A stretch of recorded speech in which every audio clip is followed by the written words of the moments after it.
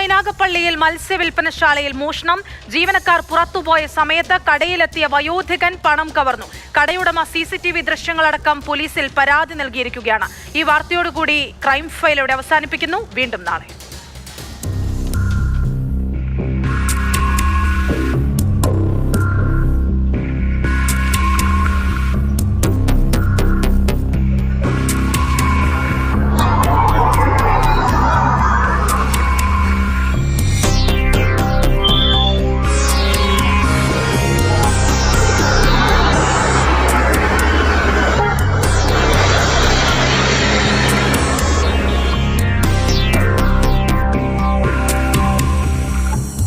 ദിവസങ്ങൾക്ക് മുമ്പ് പട്ടാപ്പകൽ നടന്ന മോഷണത്തിന്റെ CCTV ദൃശ്യങ്ങളാണിത്.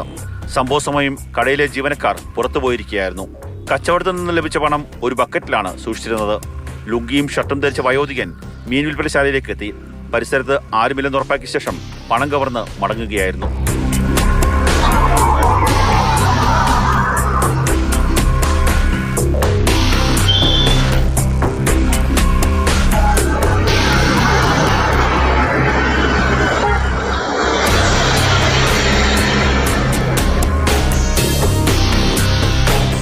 സമീപത്തെ ഓട്ടോറിക്ഷ സ്റ്റാൻഡിൽ നിന്ന് ഓട്ടോറിക്ഷയിൽ കയറിയ ഇയാൾ സർക്കാർ മദ്യവിൽപ്പനശാലയിലെത്തി.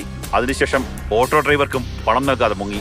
മീൻകടയുടമയും നാട്ടുകാരും സമീപ പ്രദേശങ്ങളിലും കരുനാഗപ്പള്ളി അടക്കമുള്ള സ്ഥലങ്ങളിലും പരിശോധന നടത്തിയെങ്കിലും കണ്ടെത്താനായില്ല. അപ്പോൾ ഞങ്ങൾ പുറകെ വന്നപ്പോഴത്തേക്ക് ഈ ഓട്ടോക്കാരന് പൈസ കൊടുത്തിട്ടില്ല. ഓട്ടോക്കാരനോട് വെയിറ്റ് ചെയ്യുക.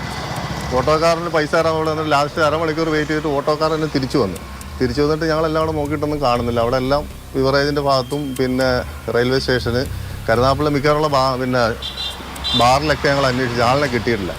അങ്ങനെ ഇന്ന് ശാസ്താംകോട്ട സ്റ്റേഷനിൽ ഞങ്ങൾ പോയി CIക്ക് പരാതി കൊടുത്തു. CCTV ദൃശ്യങ്ങളടക്കം കടയുടമ ശാസ്താംകോട്ട പോലീസിൽ പരാതി നൽകി. പരാതിയുടെ അടിസ്ഥാനത്തിൽ പോലീസ് അന്വേഷണം ആരംഭിച്ചു. പ്രദേശവാസികളായ മോഷ്ടാക്കളെ കേന്ദ്രീകരിച്ചാണ് അന്വേഷണം.